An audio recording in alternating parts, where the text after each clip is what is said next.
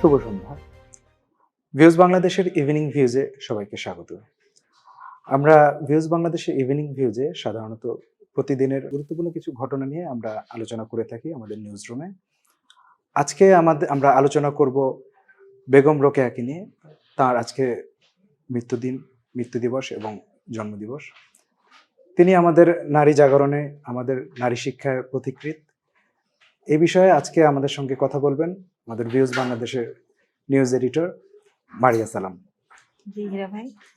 আপা, আজকে তো বেগম রোকেয়ার জন্মদিন এবং মৃত্যুদিন দুটোই। তিনি আমাদের দেশের নয়, শুধু সারা ভারতীয় উপমহাদেশের অন্যতম একজন নারী জাগরণের অন্যতম পথিকৃৎ।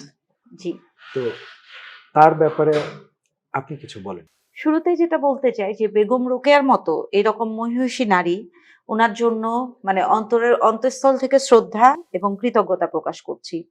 কারণ আমি সবসময় ওনার বিষয়ে আসলে যে ব্যাপারটা মনে করি যে যেহেতু জন্মেছি মুসলমানের ঘরে, সেই হিসেবে একজন মুসলিম নারী হিসেবে আজকে যদি বেগম রোকেয়া আমাদের পথটা সুগম করে না দিতেন, তাহলে কিন্তু আজকে আমি হয়তো এখানে বসে থাকতে পারতাম না। নিশ্চয়ই আমি এই কথাগুলো বলার মতো হয়তো দক্ষতা বা সক্ষমতা অর্জন করতে পারতাম না। তো সেই জায়গা থেকে আমার জীবনে আমি যেখানে একজন নারী হিসেবে মানে আমি সবসময়ই তার প্রতি কৃতজ্ঞতা এবং শ্রদ্ধা জানিয়ে আসছি।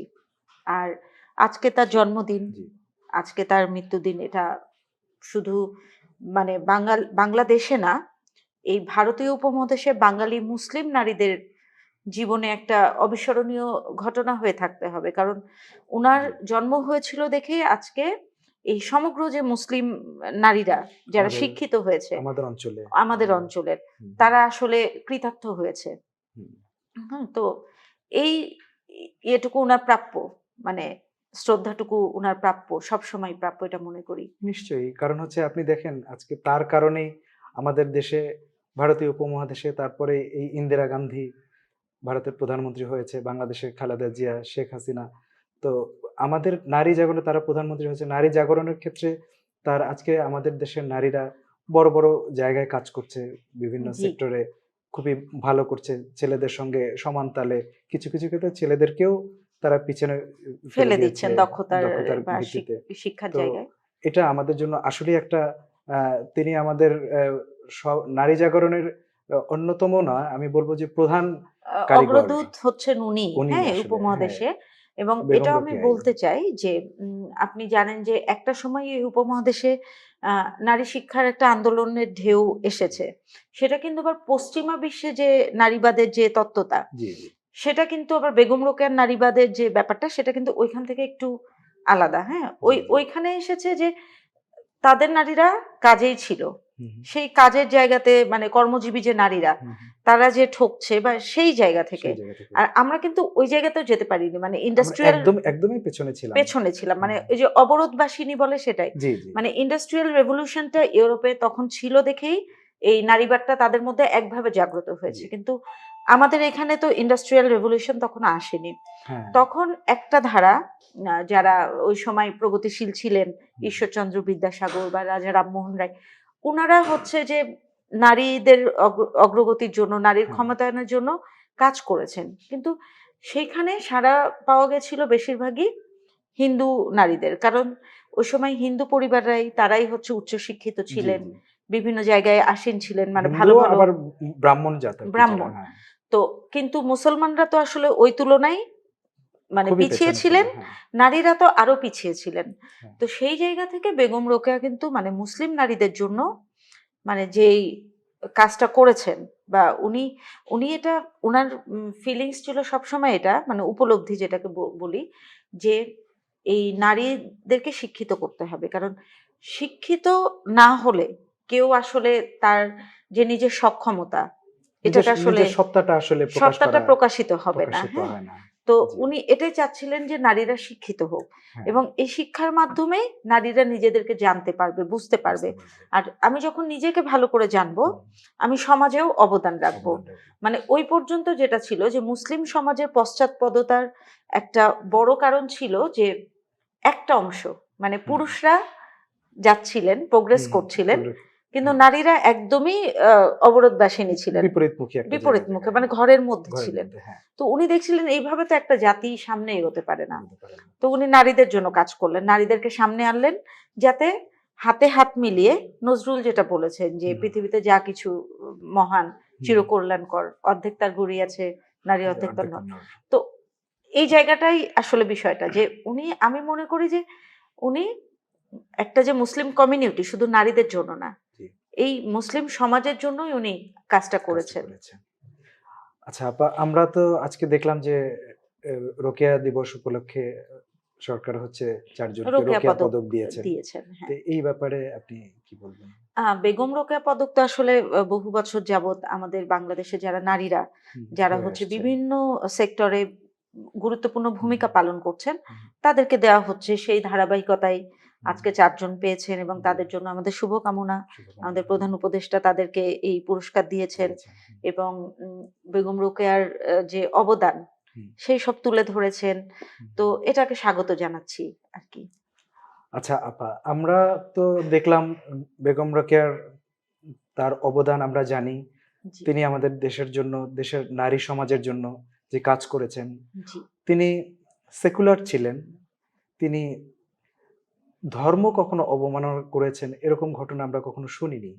তিনি আসলে শিক্ষার জন্যই কাজ করেছেন। কিন্তু আমরা সম্প্রতি দেখলাম যে আমাদের রাজশাহী বিশ্ববিদ্যালয়ের একজন শিক্ষক, তাকে নিয়ে একটা মন্তব্য করেছেন, তিনি মুরতাদ বা কাফের এই ধরনের। হ্যাঁ, তো এই ধরনের মানে এই ধরনের কাজ, এই ধরনের কথা, এই ধরনের ধৃষ্টতা হ্যাঁ আমাদের সমাজের জন্য কতটা ক্ষতিকর আপনি মনে করেন? কারণ হচ্ছে যে এটা তো একটা রাষ্ট্রকে, মানে রাষ্ট্রের এরকম একজন ব্যক্তিত্বকে আসলে মানে হেয় করাই না, এটাকে তাকে হেয় করা মানে পুরো রাষ্ট্রকেই অসম্মানের জায়গায় নিয়ে যাওয়া, নারীকেই অসম্মান করা, জায়গায় নিয়ে যাওয়া, নারী সমাজকে অসম্মান করা। সেই ব্যাপারে আপনার কি বলবেন? না, এটা তো আপনি বললেন কিছুটা।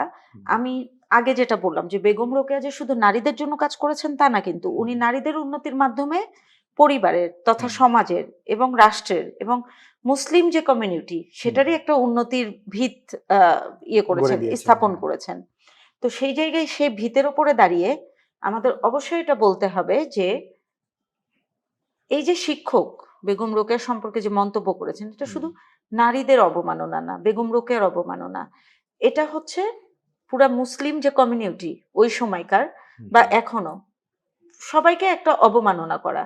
এবং আমি এটা দৃঢ়ভাবে বিশ্বাস করি যে উনি হয়তো আসলে সামগ্রিকভাবে বিশদ পড়ালেখা এই বিষয়ে করেননি, করলে এটা বলতেন না। হ্যাঁ, আমাদের একটা, উনি যে পোস্টের উপরে ভিত্তি করে সাজিদ হাসান নামে একজন একটা পোস্ট দিয়েছে ফেসবুকে, সেখানে যেটা করা হয়েছে যে বেছে বেছে বেগম রোকেয়ার ইসলাম সম্পর্কে মানে আপাত দৃষ্টিতে যেটা মনে হবে যে একটু বিতর্কিত মন্তব্য, সেগুলো তুলে দিয়েছেন। সেই পোস্টটা আবার উনি শেয়ার করে তাকে মুরতাদ বা কাফির ঘোষণা করছেন। এখানে একটা বড় সমস্যা হচ্ছে যে যে উদ্ধৃতিগুলো দেওয়া হয়েছে এগুলো খুবই খণ্ডিত খণ্ডিত অংশ, সামগ্রিক কোনো রূপ না। তো বেগম রোকেয়া আসলে কি বলেছেন, তার চিন্তার জায়গা, তার চেতনার জায়গা কিন্তু ওই কোট গুলো দিয়ে উঠে আসে না। হ্যাঁ, একটা বিশাল জায়গা, বিশাল সেক্টরে সে কাজ করেছে, ছোট ছোট কথা ধরে এভাবে করে উঠে আসে না। তো এই শিক্ষক যদি বেগম রোকেয়া নিয়ে বিশদ পড়ালেখা করতেন, আমি বিশ্বাস করি যে উনি হয়তো এভাবে বলতে পারতেন না। তার পিছনে আমার যুক্তি আছে। আমার যুক্তি যেটা, যে বেগম রোকেয়াকে অনেকে এই যে কাফির মুরতাদ এগুলো বলেন, এটা যত না বেশি মানে ফ্যাক্টের উপরে বেস করে বা উনার লেখার উপরে বেস করে, তার চেয়ে বেশি, অনেক বেশি যে উনি ধর্ম ব্যবসায়ীদেরকে আঘাত এনেছিলেন, ধর্ম ব্যবসায়ীদের মানে যে ধর্ম ব্যবসা চলছিল সেটার বিরুদ্ধে প্রশ্ন তুলেছিলেন। ওই সময়টা আরো বেশি ছিল। হ্যাঁ, তো এই যে প্রশ্নটা তুলেছিলেন, এই প্রশ্ন তোলার জন্যই তাকে আসলে এইভাবে হেয় করা হয়। তো এখন পর্যন্ত যেটা জানি যে ওনার যে মতিচুরে একটা অংশ ছিল যে বিষয়টা এরকম ছিল যে ধর্মগ্রন্থ, আমরা বলি যে এটা ঈশ্বরের, কিন্তু ধর্মগ্রন্থগুলোতে দেখা যায়, আমি সারসংক্ষেপ বলছি আর কি, তো ধর্মগ্রন্থগুলোতে দেখা যায় যে ঈশ্বরের কথার চেয়ে বেশি পুরুষের মহিমা বেশি। তো উনি এটা মানে এরকম ভাবে কোটটা করেছিলেন যে এটা মনে হচ্ছে যে এগুলো পুরুষ দিকের, মানে পুরুষরাই এটার প্রবক্তা।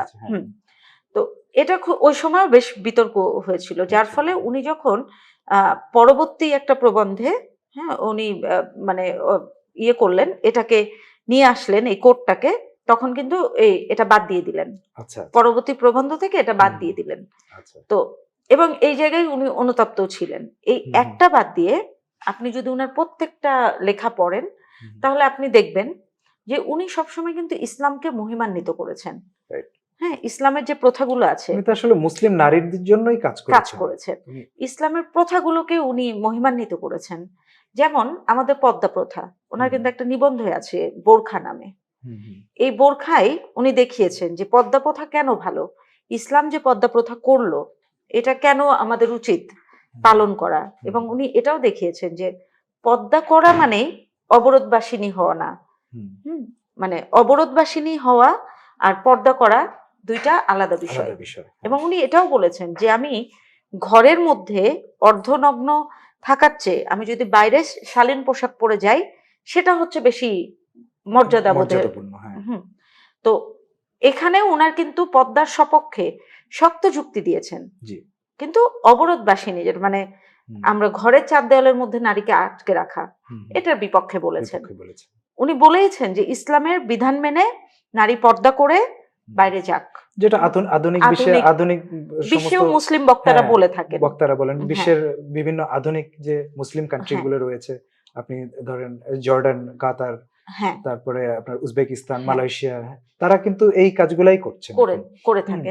তারা প্রত্যেকেই কাজ করেন পর্দার মধ্যে থেকেই, কিন্তু তারা নিজেদেরকে বিকশিত করছেন, বড় বড় কাজ করছেন। তো এটা উনি বলেছেন। তারপরে যেটা যে আবার এটাও বিষয়, উনি বলেছেন পর্দা করা বা না করা এটা ব্যক্তিগত রুচির বিষয়, কিন্তু যারা বলছেন যে নারীরা বাইরে গেলে তাদের পর্দা নষ্ট হবে, তাদেরকে উনি বলছেন যে নারীরা পর্দা করেই বাইরে যাক। তো এটা কিন্তু উনি পর্দার সপক্ষে যুক্তি দিয়েছেন। আবার যেটা হচ্ছে যে ওনার লেখা পড়লে আপনি দেখবেন যে বহু হাদিস, বহু কোরআনের আয়াতকে উদ্ধৃতি করে উনি লিখেছেন যে আমার ইসলাম কি বলেছে, আমার ইসলাম নারী এবং পুরুষ সবার জন্য সমান অধিকার নিশ্চিত করেছে, আমার ইসলাম নারী শিক্ষার কথা বলেছে। ইসলাম বলেছে তোমার ছেলে এবং মেয়ে সবাইকেই শিক্ষিত করো, কিন্তু মুসলিম নারীরা শিক্ষিত হচ্ছে না। এই বাধা কারা দিচ্ছে? বাধা দিচ্ছে যারা এই যে ফতোয়া দিচ্ছেন বা নারী বিরোধী যারা স্কলার বা যেটাই হোক তারা। তো সেখানে উনি পুরুষদেরকে দায়ী করেছেন যে তোমরা এটা বাধা দিচ্ছ, আমার নবী তো এটা বাধা দেননি, আমার আল্লাহ তো এটা বাধা দেননি। তো উনি কিন্তু চোখে আঙ্গুল দিয়ে বারবার দেখিয়ে দিয়েছেন যে এই যে নারীদেরকে তোমরা আটকাতে যাচ্ছ, এটা তোমরা আল্লাহ এবং রসুলের বিধানের বাইরে যেয়ে করছো। তো এটা কিন্তু উনি হাদিস দিয়ে বিভিন্ন কোরআনের আয়াত দিয়ে ব্যাখ্যা করে দিয়েছেন। তো বেগম রোকেয়াকে যদি সামগ্রিক অর্থে আপনি পড়েন বা ধারণ করেন, আপনি দেখবেন ইসলামের সাথে ওনার কোনো বিরোধ নাই, বরং উনি ইসলামের বিধিনিষেধগুলোকে আধুনিক যুগের সাথে খাপ খাইয়ে, যেটা ইসলামেও আছে ইজমা কিয়াস, যে মানে সময় তো বহমান, তার সাথে ওই সময় একটা সময় অনুযায়ী একটা ডিসিশন, সময় অনুযায়ী খোদার বিধান কিভাবে আমরা পালন করব যাতে খোদার অবমাননা না হয়, বা আমাদের রসুলের অবমাননা না হয়, সেটা যুগের সাথে তাল মিলিয়ে চলা। তো উনি কিন্তু এই কাজটা করেছেন।